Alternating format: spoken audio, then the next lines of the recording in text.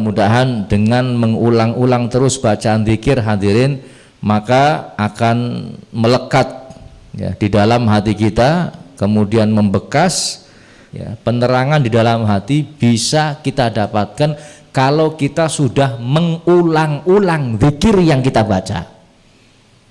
Zikir ini ora diulang-ulang, manfaatnya nggak ada.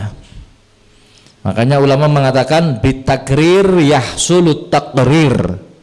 Dengan mengulang-ulang terus maka akan mendapatkan takrir. Takrir ini melekat dalam hati, mantap nang jerone hati. Wa bitakrir yahsulut ta'thir. Kalau sudah melekat mantap dalam hati karena sebab diulang-ulang, maka akan mendapatkan ta'thir, akan mendapatkan bekas, akan ada pengaruh dalam hati kita. Wabi ta'thir, kalau sudah ada bekas, ada pengaruh dalam hati kita, yahsulut tanwir, baru mendapatkan cahaya di dalam hati. Wala yumbi'uka mathalun khabir, tidak ada yang memberitahumu nasihat ini orang yang benar-benar pengalaman. Ini nasihat dari orang yang sudah berpengalaman dengan masalah zikir hadirin. Ini panjenengan bacanya sapisan, ping pindo atau jarang-jarang baca, jangan harap ya ada cahaya di dalam hati kita. Jangan harap ada nurul qulub, ya, ada cahaya di dalam hati kita. Maka itu hadirin, mudah-mudahan dengan pengulangan kita, jadi hadir majelis nuntut ilmu diulang-ulang, duduk bersama terus-terusan, ini yang akan menyebabkan cahaya di dalam hati kita. Tapi kalau nggak diulang-ulang, maka tidak akan bisa mendapatkannya. Sebagaimana kalau kita lihat hadirin, besi yang karaten, untuk bisa menghilangkan karat itu, ya, maka harus dipukul secara berulang-ulang. Yo ya, ning sepisan tok ora rontok niki karatnya. Hati kita ini ibarat besi yang banyak karatnya hadirin. Karena maksiat kita, karena dosa kita, karena mungkin omongan kita, mata kita yang tidak dijaga, maksiatnya banyak. Makanya kayak wesi sing karaten. Kalau nggak dipukul berulang-ulang dengan zikir, maka karat itu akan ada di dalam hati kita. Sebagaimana besi, kalau nggak dipukul karatnya ya nggak hilang.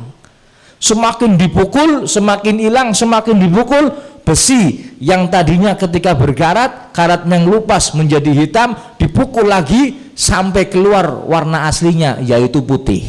Begitu pula hadirin kita ini ketika lahir, kullu mauludin yuladu alal fitrah. Semua orang yang lahir ke muka bumi ini bersih, suci, tidak ada noda, tidak ada kotoran. Tapi karena dosa dadi ngeraket maning, akhirnya hatinya tertutup dengan karat-karat dosa kita. Dengan zikir dipukul lagi sampai karat itu hilang dari hati kita. Ini perlunya mengulang-ulang. Jadi aja sampai ngomong maning rotip sing liyane kena kaya lakan zikir liyane. Banyak zikir yang lain hadirin. Cuman ini manfaatnya diulang-ulang. Mudah-mudahan panjenengan boten bosen. Istiqomah terus sampai akhir hayat kita. Ingat ini akhir zaman. Saya kadang-kadang kalau menceritakan akhir zaman terus terbukti kayak nang ati sedih. Cuman mau nggak mau ya pasti terbukti. Yang namanya akhir zaman, ya taqarrubuz zaman, waktunya semakin dekat, semakin nggak ada keberkahan waktu, semakin cepat waktu berjalan. Kemudian watadharul fitan, fitnah pun semakin nampak. Fitnah semakin wayuk bidul ilmu, untuk nuntut ilmu aja sempit, waktunya nggak ada hadirin. Dengan kesibukan kita dengan ini semakin sempit. Watadharul fitan, fitnah semakin nampak. Wayul khusyuh, sifat kikir dan rakus ada pada diri seseorang di akhir zaman banyak sekali. Kemudian wayukthirul haraj, yang terakhir banyaknya al haraj. Apa itu al haraj?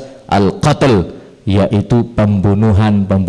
Hanya masalah sepele, anak mateni wong tua mateni anak, kanca mateni kancane maning, urusan yang belum tentu benar, paten-patenan, suduk-sudukan, akhirnya akeh wong mati. Nauzubillahi min dzalik. Mudah-mudahan sekalipun peristiwa ataupun tanda-tanda akhir zaman ini pasti terjadi hadirin, tapi mudah-mudahan Allah selamatkan kita dari semua fitnah akhir zaman. Allahumma amin ya rabbal